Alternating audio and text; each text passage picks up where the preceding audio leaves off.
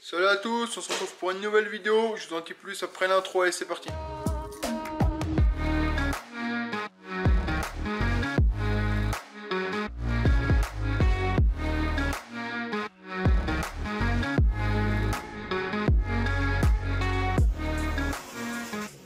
Donc salut à tous, on se retrouve pour une nouvelle vidéo. Donc aujourd'hui c'est pas dans le garage mais c'est dans le salon.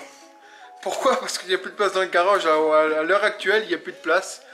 Donc bah on va faire ça dans le salon, mais on va faire ça doucement pour pas défoncer la baraque. Donc qu'est-ce qu'on a reçu? La nouvelle Caillot TT140. Donc je vais vous montrer le carton. Donc je vais pas vous montrer toutes les étapes une par une parce que ça se monte comme une drift, hein. Je reviendrai vraiment s'il y a des points importants. Là je déballe, je vous la montre quand elle est dans la cage. Et je passe les étapes, hein. Je peux pas faire une très longue vidéo parce que ça se monte comme une Dort classique en fait. Je m'arrêterai vraiment sur les points importants. Et on fera une présentation par contre là qui se révèle. Donc c'est parti, on va ouvrir déjà la cage. Donc là voilà dans le carton. Ouais, on est dans le salon, je sais. Donc là on vire le carton, on vous la montre dans la cage et puis on déballe tout, on commence à la monter et je reviens sur les points importants s'il faut. Allez, c'est parti. Nous voilà. Donc là on a juste enlevé le carton. Donc qu'est-ce qu'on voit? Moi franchement je le trouve déjà comme là, elle n'est pas montée. Mais honnêtement la couleur est magnifique. Le kit carénage est vraiment beau. Je trouve la forme du code vraiment pas mal. Et alors là, quelque chose qu'on voit très rarement. Et quand on voit ça chez ces YCF, regardez. 140 boîte à air. Boîte à air, les gars. Franchement, un constructeur qui a enfin compris le truc pour les dirt bikes autre que YCF. Une boîte à air, quoi. On a un beau petit sabot. On a un petit carbu marqué Caillot Racing, excellent. Le cadre a l'air super bien fini. La finition de la boîte à air un peu style carbone que ce que je vois. Non franchement c'est super beau. Là c'est les protections sur les trucs. On a des têtes de fourche un peu comme les crosses qui se serrent par devant. Ça a l'air d'être vraiment pas mal, hein. Donc là ce qu'on va faire c'est qu'on va la sortir de la cage. On va la monter. Mais déjà la boîte à air je suis conquis. Ah ouais là franchement ils ont bien géré Caillot. Je vous ai dit hein, Caillot c'est pas une marque qui est là depuis... ils sont là depuis des années, hein. Pas connus en France mais beaucoup chez eux.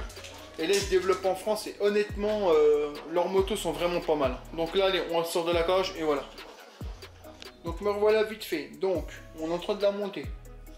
Donc première chose à faire c'est les roues. Vos roues vous contrôlez les rayons. C'est obligatoire. Ce que j'aime bien c'est le petit moyeu effet poli là, ça fait pas mal. D'autres points forts. Là tout de suite dans l'immédiat. Je reviendrai en détail. On a tout de suite d'origine un carbu de 28. Bon, il y a marqué Nibi, hein, je pense que c'est une copie, mais on s'en fout. Carbu de 28 déjà, ce qui est très bien, la plupart sont livrés en 26. Boîte à air. Ensuite, franchement, le cadre, c'est pas comme les Apollo, c'est leur propre cadre, hein, on voit bien que c'est carré. Et ça repart vraiment bien, franchement, c'est super beau. Et un super point, regardez la taille de l'amortisseur arrière. Elle est énorme. Et elle vient se prendre directement sur la boucle au fond.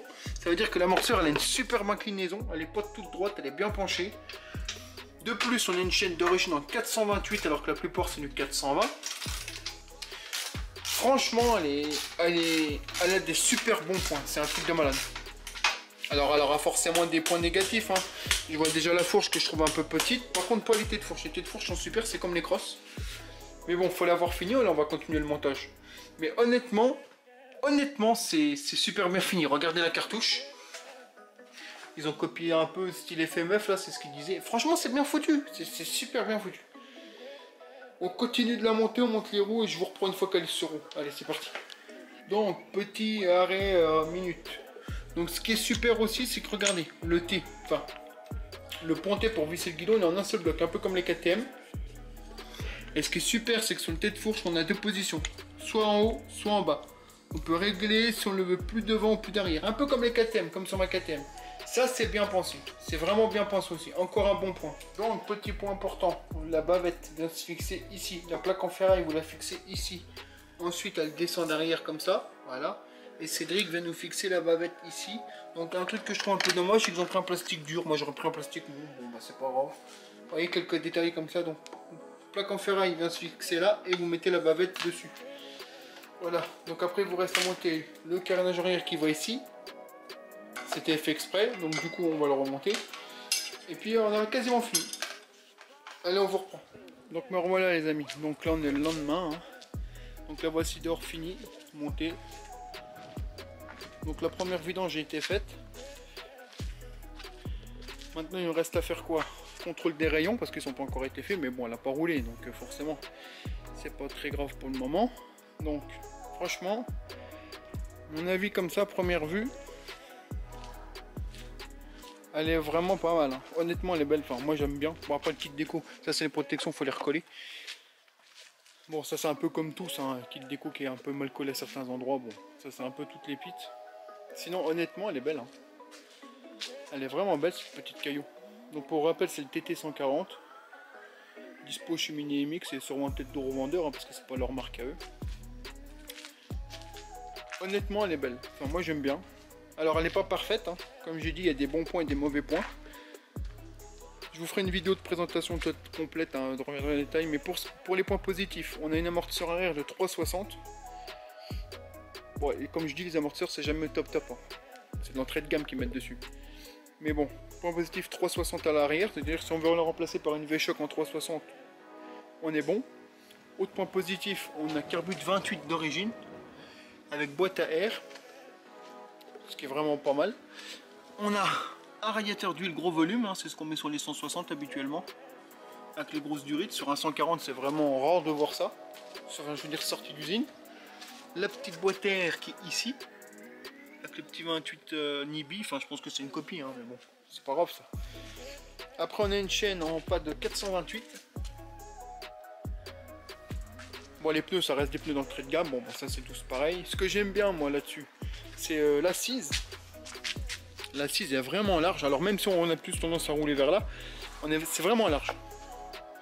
La petite cartouche, franchement la petite cartouche, bon même si ça reste un peu entrée de gamme, c'est quand même une belle petite cartouche, ils ont fait ça bien. Un peu FMF comme ça fait beau. Donc comme toujours, hein, à réception de la moto, vous montez tout frein filet, vous la faites tourner 5-10 minutes, puis vidange, automatiquement pour un délai de stockage. Après, bon les points négatifs, bon bah la fourche, pas l'été, hein, la fourche est molle, bon bah ça on le sait, hein. Amortisseur arrière 360, c'est positif, un peu molle aussi, mais bon pour quelqu'un de 50-70 kg c'est bon, moi il y a mon gabarit, c'est pour ça aussi, hein, ça joue énormément aussi. Petit disque à pétales, bon c'est des jantes d'entrée de gamme, hein, comme tous, hein, mais ça fait le taf. Moi ce que j'adore c'est le cadre, alors beaucoup m'ont dit oui ça ressemble à des Apollo, ça ressemble aux Apollo mais c'est pas un cadre Apollo du tout. Caillou utilise leur propre cadre, on voit bien, hein, là c'est carrément une poutre, hein, du carré, qui repart en bas en double tube, qui se sépare et qui revient. Non franchement c'est beau, c'est propre. Cale-pied soudé, hein, la barre comme ça on n'est pas emmerdé qu'on va enlever le moteur. Non franchement elle est belle, enfin, moi je trouve qu'elle a vraiment une belle gueule. Pour moins de 1100 balles, enfin je crois qu'elle a 1090 €, un truc comme ça en ce moment. Il va y avoir peut-être un code promo, si je raconte pas de bêtises. Honnêtement elle est belle, le petit sabot moteur est classe, enfin franchement elle est belle. Donc là c'est une petite vidéo cool, montage, présentation. Je vous referai un détaillé complet avec essai bien entendu. Donc là c'était juste pour la présenter, la nouvelle Caillou TT 140. Je vous remercie d'avoir regardé cette vidéo, je vous dis merci et à bientôt.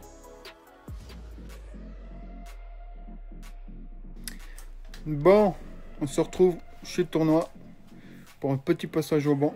Donc là j'ai emmené la Caillou, on va tout faire tomber. J'ai emmené la Caillou pour voir juste combien ça sort. C'est estimé à 13 chevaux 6. On verra ce que ça donne. Donc là, première chauffe moteur.